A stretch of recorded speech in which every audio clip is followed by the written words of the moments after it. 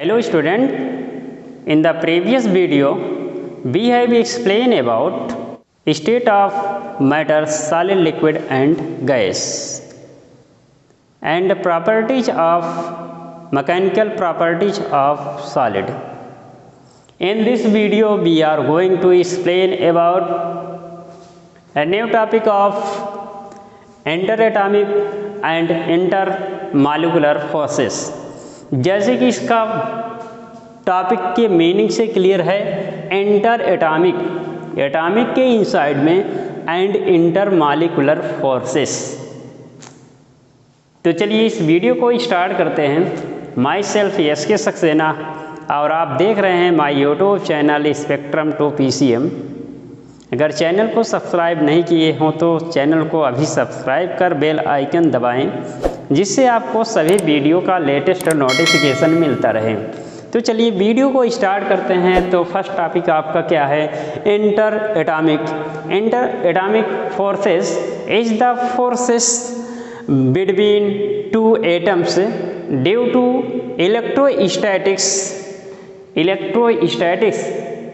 Electrostatics word class 10 electricity में electrostatics के बारे में बताया गया था। Electrostatics in which a study about charge at rest. Again interatomic forces is the forces between two atoms due to the electrostatics force of attraction between their charges। जैसे कि atoms है, atoms के inside nucleus होता है और उसमें क्या होता है? प्रोटॉन। आउटसाइड में इलेक्ट्रॉन, यानी two charge positive and negative. उनके बिटवीन का जो अट्रैक्शन फोर्स लगेगा उसको हम क्या बोलेंगे? Interatomic forces. जबकि यहाँ पर आपको इस टॉपिक का second point intermolecular forces जो बताया जाना है। Intermolecular forces is the forces between two molecules. अब वहाँ पर एटम था और यहाँ पर क्या है? Molecules due to electrostatics forces of attraction between their charges. यानी उसमें डिफरेंस क्या है? दोनों सेम है, सिर्फ डिफरेंस क्या है? एटम एंड मॉलिक्यूल्स का है।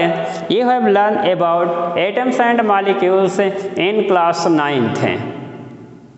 जबकि एटम्स सिंगल कंपोनेंट्स है और एटम मॉलिक्यूल्स क्या है? कॉम्बिनेशन ऑफ एटम्स है। In which study on the basis of graph we found the results here u is equal to a upon r power p minus b upon r power q, where a and b are constant, p and q are the power of r. Also f is equal to minus du upon dr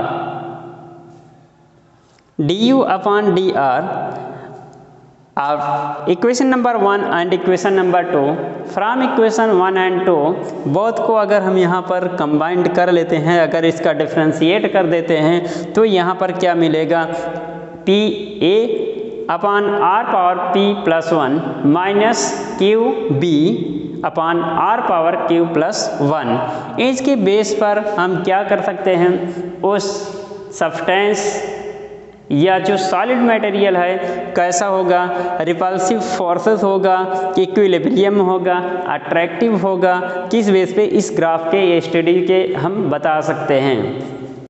As the separation between the atoms or molecules each decreases from a large value, U decreases along DC, becoming negative. This shows the force between the atoms is attractive in this range.